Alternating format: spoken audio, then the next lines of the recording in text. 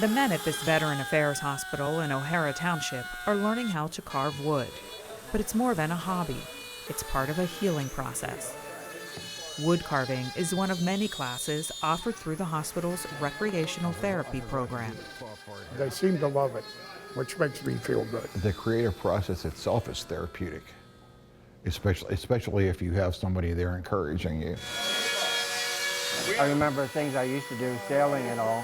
That's more relaxing to me. It brings back memories there. All are welcome in the recreational therapy programs, which include everything from fly fishing field trips to art classes like ceramics and wood carving. At first they're reluctant. You know, it's like anything else, and that happens to anybody the first time they try something. Some of them want direction, and some of them you can just see their tongue sticking out of their mouth, and they're bent over, and they don't want to talk to you. They just want to play, create. Well, recreational therapy goes a long way. It's probably what made me a survivor. Jerry Bull Baylor fought with the Marine Corps from 1966 to 1970. He was a combat engineer and worked from Dunang to Hill 55 with landmines and booby traps. He was paralyzed in 1980 when a car hit his motorcycle. When you get injured, you lose everything and you have to relearn everything. A lot of people just give up. They don't want to admit that they're hurt, and they go back to their old lifestyle, and there's nobody there that can teach them anything. The best thing to do is get involved with another disabled group, and they can teach you the tricks of the trade. Bull got involved in wheelchair racing, another popular form of recreational therapy, and he's won national competitions. But it's this wood carving class that feeds his artistic side. I was a tattoo artist. I can't hold a machine anymore, and I can't tattoo because I don't have a balance factor. But I stuck pens and pencils into my hand and found that I could do artwork on other things. The same with this wood carving. I can do that. We don't see them every week. Sometimes we only see them once. The situation that many of the vets have to deal with is each one is unique.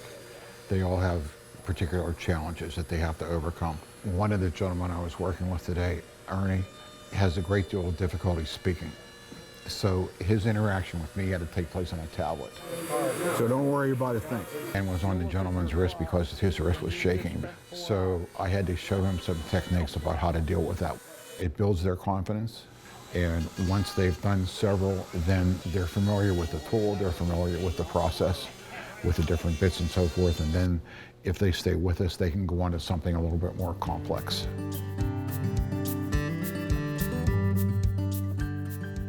The instructors also display their own wood carving projects.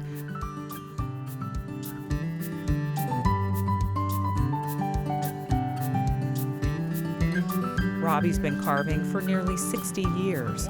Tom came to it more recently after retiring from a 35-year career as an elementary school art teacher.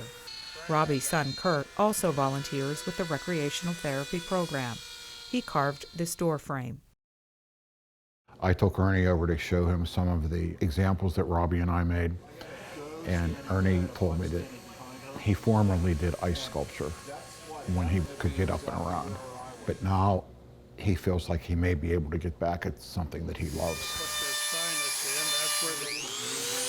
Keep it simple, because my main goal is to teach them how to use and control the rotary grinder.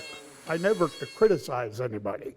I usually tell them how good it is, because just by attempting it shows promise. Robert Lyles is an Army veteran, and he's attempting this art form for the first time. It's really exciting. He served in Korea from 1950 to 1951. He even fought the legendary Battle of Pork Chop Hill and earned 2 Bronze Stars for his service. Robert is from Tennessee, and his wood carving project today is a celebration of his home state. Actually, I thought about back home. I mean, pine trees back home. I enjoyed it. I'm glad I came down. Merrill Creech is another Army vet. He served in Vietnam from 1967 to 1970, and he's also visiting this particular recreational therapy session for the first time. I tried it, and it's enjoyable. I think it's good for occupational therapy, for my hands, my fingers, because I have neuropathy. Every moment's a standout moment. I mean, it really is when I get down here to help these veterans.